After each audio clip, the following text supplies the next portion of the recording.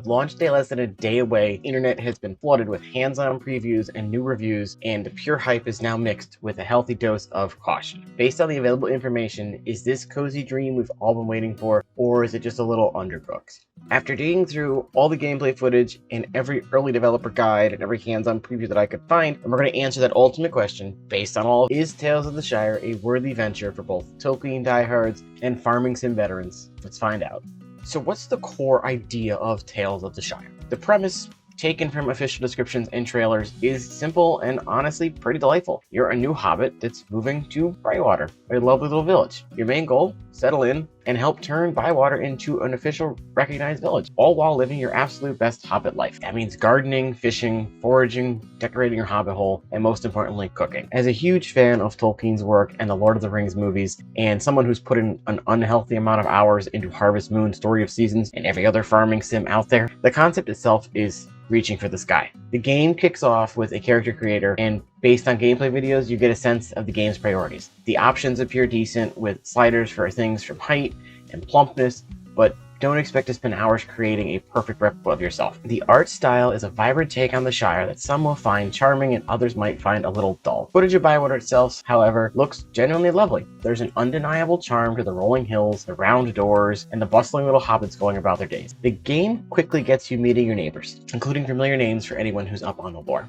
The initial vibe is exactly what's advertised on the tin, cozy. But the real question is, how long does that feeling last? Let's start with what Tales of the Shire appears to get absolutely right, because there are some fantastic items on display.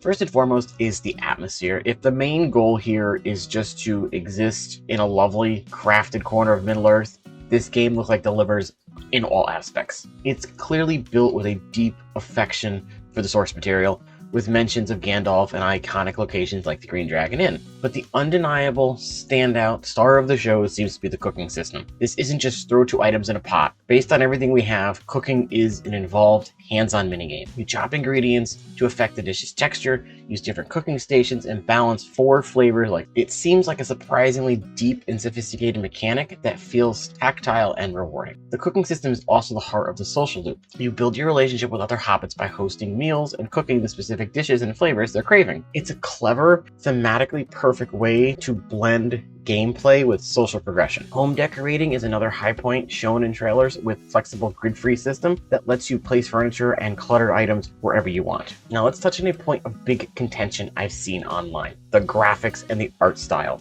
From my standpoint, as a long-time farming sim gamer, the art style fits perfectly. Have you ever wondered why games like Stardew Valley, Harvest Moon, or Research Story all use a more stylized, cartoonish, or even pixelated approach? It's simple.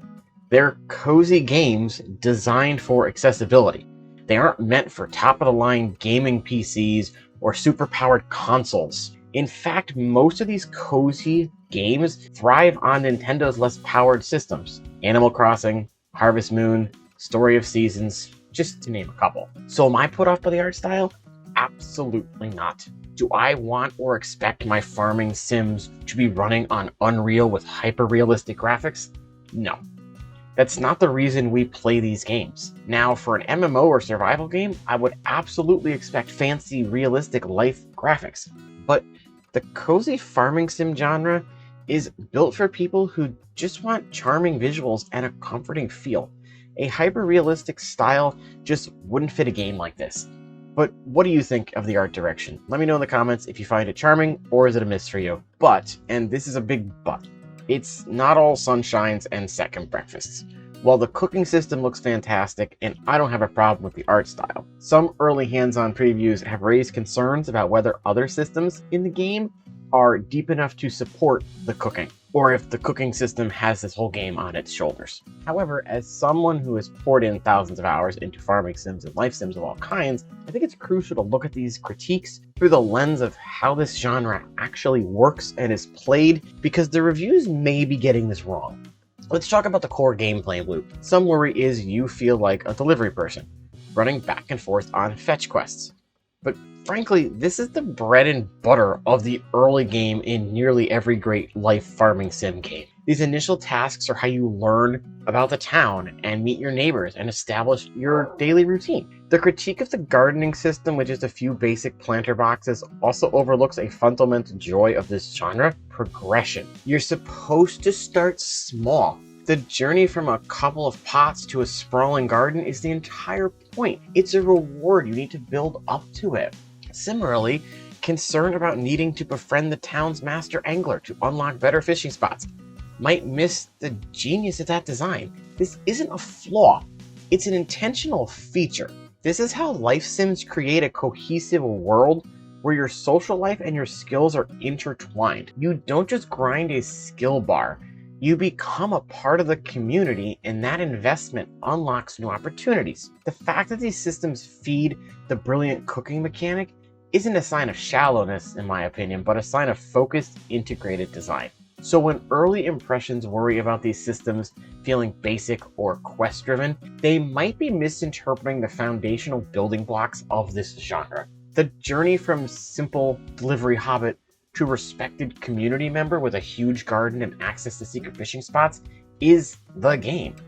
These aren't necessarily signs of a clunky experience, but rather the proven formula of creating a sense of progress and belonging. Anyone who's played World of Warcraft for any length of time will tell you that this is just how it is. Even Naruto started off with delivery quests before he became Hokage. That said, it's not clear if there is full voice acting, as most footages rely on text dialogue, which could make some moments feel a little quiet. And of course, the big unknown is technical performance on day one, as claims of crashes have appeared in at least one review. With these potential issues surfacing so close to launch, I'm curious what you think. Do you agree with some of the negative reviews?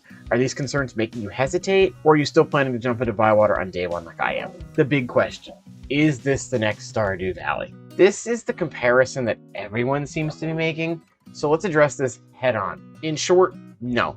This doesn't look like the next Stardew Valley. While they share a genre, their design philosophy appears completely different. Stardew is built on a deep, interconnected system. Its farming has incredible depth, its relationships evolve through meaningful events, and exploration is full of secrets and danger that there's always a new layer to peel back. Tales of the Shire, by contrast, seems to be much more focused.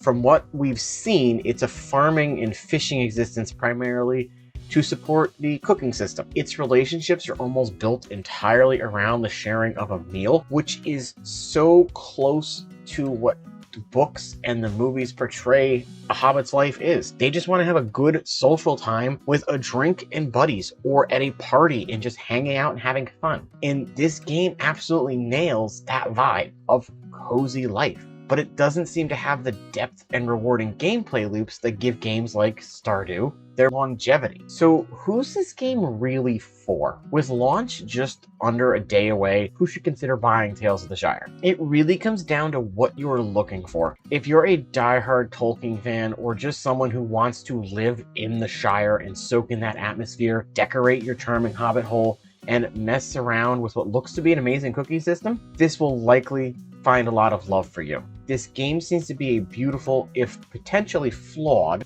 love letter to Middle-earth. If you're looking for the next cozy sim game to pick up and just have fun cooking and growing vegetables and catching fish, then this 100% is for you. Or you die-hard Tolkien fans, or anyone who's ever seen footage of Hobbiton and just wants to spend a day there. However, if you're a life sim veteran coming from hundreds of hours on Stardew or Animal Crossing, and you're looking for that more deep, complex mechanic system, you might be disappointed. The potential for repetitive quests and shallower gameplay systems may not stack up against the titans that you're used to. For you, it might be more of add this to your wish list and wait to see what future updates bring if they add any substance to it. That's my honest take based on everything we know so far. But I really want to know from you. Are you excited for Tales of the Shire? What is one feature you're hoping is absolutely amazing? Let me know down in the comments below. For full transparency, I'm going to put the link for all these articles I pulled together and any previews I used for this video in the description below. If you found this breakdown helpful, consider subscribing for more honest looks at the latest cozy games. Thank you for watching, and I will see you in the next one.